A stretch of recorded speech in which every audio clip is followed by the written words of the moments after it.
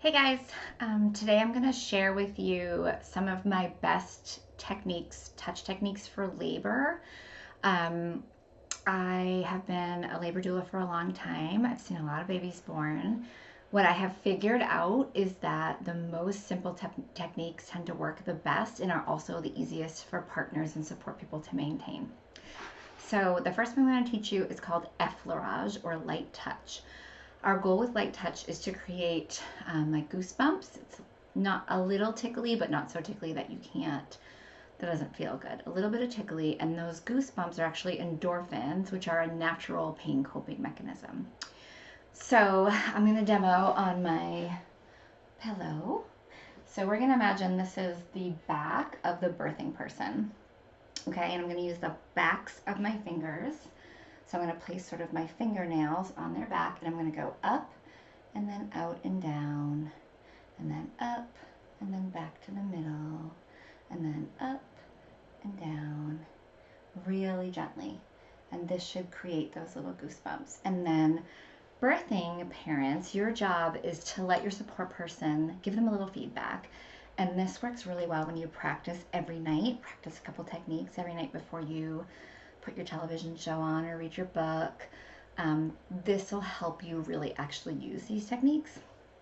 So you'll say like, a little bit slower or a little more pressure or a little less pressure, or keep a solid rhythm, or whatever it is that helps it feel really good.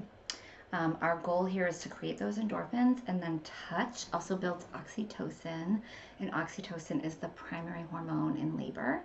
And it not only makes babies come out, but it actually, again, creates endorphins and has its own natural pain coping mechanism in it. So that one's effleurage. The second one I'm going to teach you is just, we call it resting hands.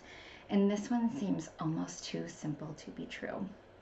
Basically, you're going to rest your hands with their own natural weight in different places on the birthing parent's body. And then the birthing parent is going to imagine that all the tension is leaving from the place where your hands are resting. So once those hands go down, you leave them there for about 3 breaths.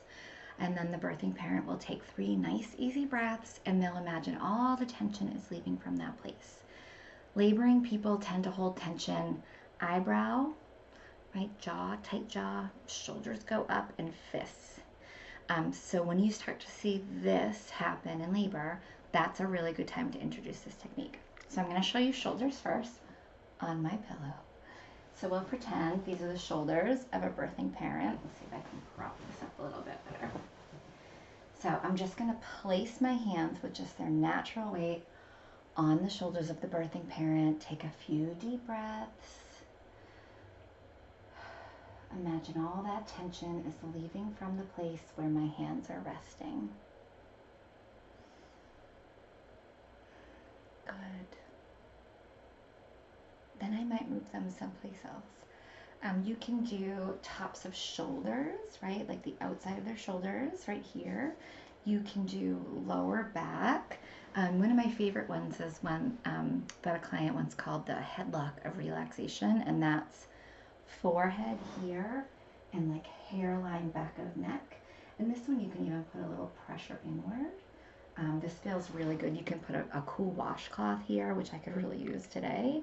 And tension tends to be in the back of that neck a lot. So these are 2 really good places. So right here. Tops of thighs. If the person's laying on their side, you can do like hip and thigh. You can do arm, you can do that effleurage on the arm, or like hip to thigh on the leg, hip tip to ankle. So those are my 2 most used, most effective touch techniques for labor. I'm going to make a couple more videos on some of my other best techniques for labor, but these are my 2 number 1 and number 2 techniques. Effleurage first, resting hands second. Okay? Stay tuned for more.